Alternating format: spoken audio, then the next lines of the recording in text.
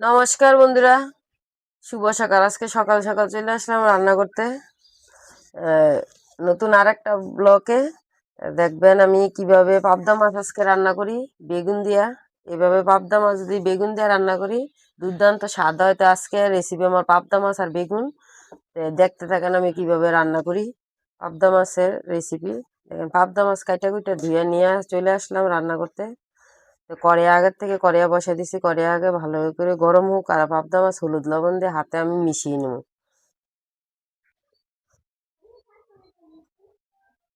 হলুদ, পাবদা মাছগুলো কিন্তু অনেক বড় বড়, দেখেন।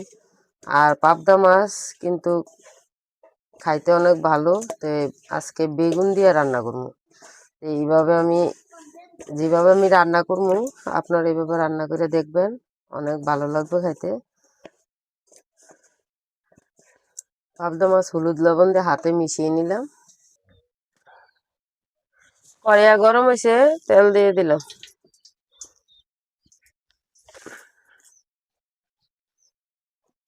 তেল খাইতে পারলে তো শরীরের লেগেও ভালো, সবকিছু ভালো। আর আমরা সরিষার তেলে রান্না করি। আর আমি আজকে যেভাবে পাবদা মাছ বেগুন দিয়ে রান্না করবো ওইভাবে রান্না করেন। কিন্তু আপনারা তো অনেকে অনেক রকম ভাবে রান্না করে খাইছেন পাবদা মাছ, কিন্তু বেগুন দিয়ে তো রান্না করে খান। এতে বেগুন দিয়ে রান্না করেন, অনেক ভালো লাগবে বেগুন দিয়ে রান্না করলেও। কড়াইয়ের তেল কিন্তু ভালোভাবে গরম হয়েছে, এখন আমি মাছ দিয়ে দেবো।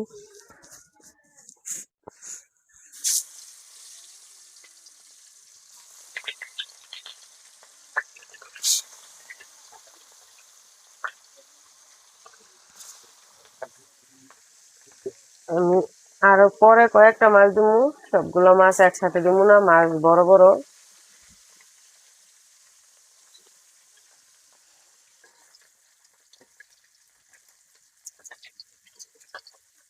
মাছ ভাজা নিলাম ভালোভাবে। মাছ আমি ভাজা হয়ে গেছে, সবগুলো মাছ আমি এভাবে নিয়ে নেব।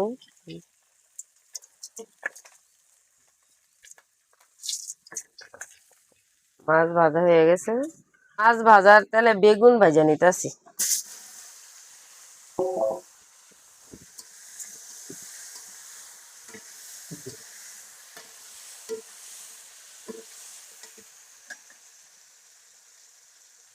লবণ, হলুদ,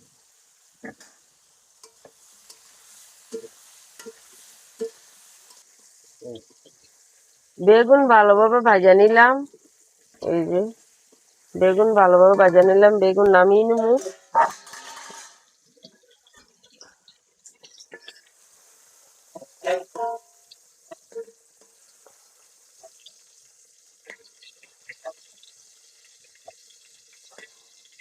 বেগুন ভাজা নামিয়ে নিলাম, তারপরে আর একটু তেল দিয়ে দেবো।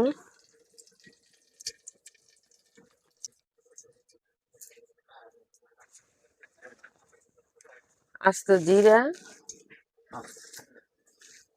দুটা তেজপাতা,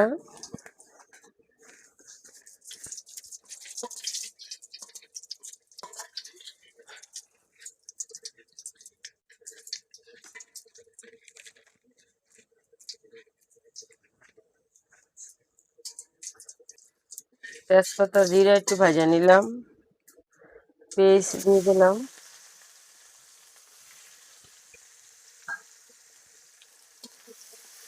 পেস্ট ভালোভাবে ভাজা নেব।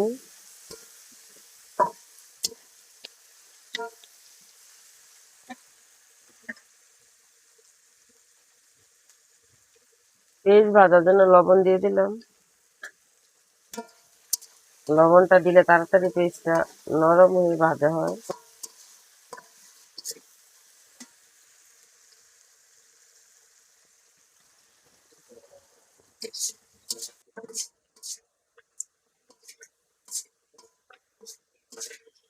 পেস্ট ভালোভাবে ভাজা নিলাম। এই যে পেস্ট লাল লাল করে ভাজা নিলাম। পেস্ট ভাজার পরে আমি আদা জিরা বাটা দিয়ে দিলাম। আদা জিরা বাটাটা দিলে তরকারির স্বাদ অন্যরকম লাগে।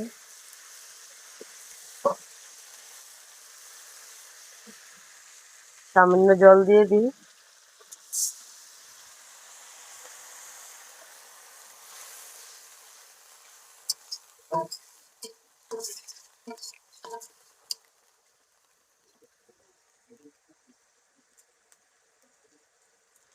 হলুদ, মরিচ।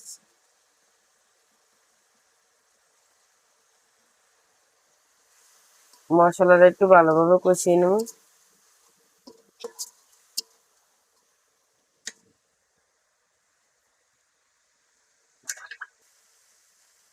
মশলা ভালোভাবে কষিয়ে নিলাম, মশলা থেকে তেল ছেড়ে দিচ্ছে। এই যে মশলা ভালোভাবে কষিয়ে নিলাম। মশলাটা ভালোভাবে কষিয়ে নিলে স্বাদ লাগে অন্যরকম। জল দিয়ে দিলাম।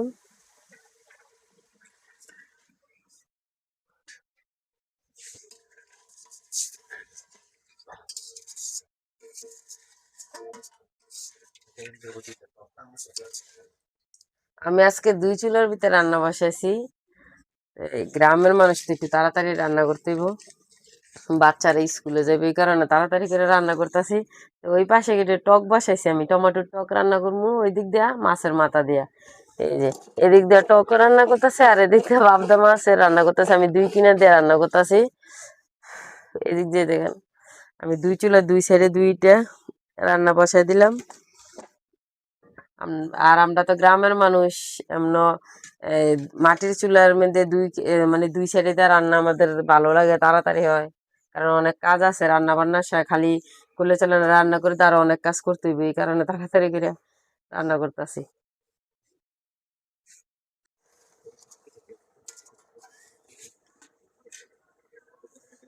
জল ভালোভাবে গরম হয়েছে, আর এই যে আগের থেকে ভাজা রাখলাম মাছ, ভাজা মাছ দিয়ে দেবো।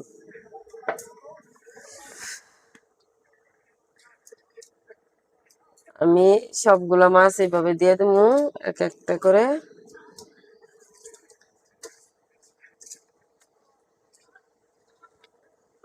সবগুলো পাবদা মাছ দিয়ে দিলাম।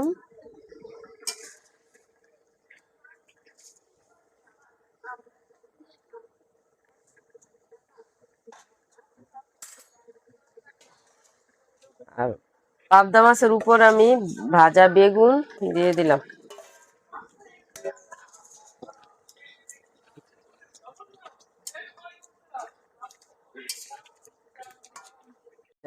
ধনিয়া পাতা পাওয়া যায়, তার মধ্যে দেশি ধনিয়া পাতা।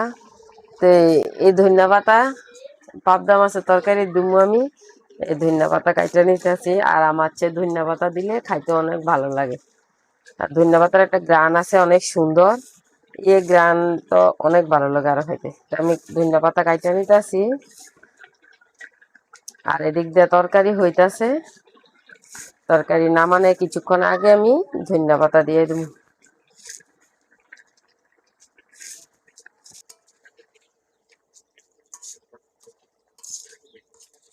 মাছ ভুনা কিন্তু হয়ে গেছে, তো নামানোর কিছুক্ষণ আগে আমার ধনিয়া পাতা দিতে হতো, আমি ধনিয়া পাতা দিয়ে দিতেছি।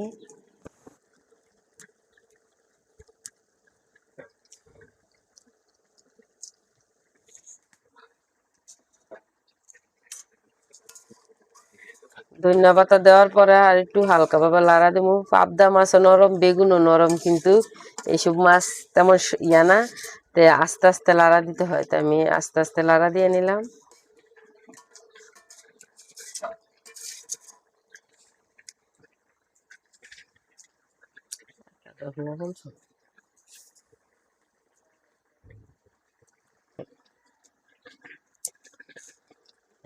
একটা আমি থাল নিলাম, তরকারি হয়ে গেছে, নামিয়ে নিব।